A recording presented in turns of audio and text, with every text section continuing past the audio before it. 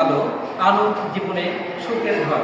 আর তারই ধারাবাহিকতায় আমরা পহেলা বৈশাখ অর্থাৎ বাংলা নববর্ষের প্রথম দিন আমরা শুরু করতে যাচ্ছি একদম সহজ হিসাব। কিভাবে? আমরা এখন দেখব 2025 সাল।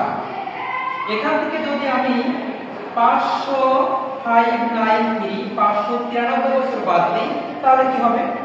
3 আর কত হলে 5 হয়, 2 হলে 9 আর কত হলে 12 হয়, 3 হলে হাতে 1, 5 আর 1 6 আর কত হলে 10 হবে? 4 হবে। হাতে 1 1 আর কত হলে 2 হবে?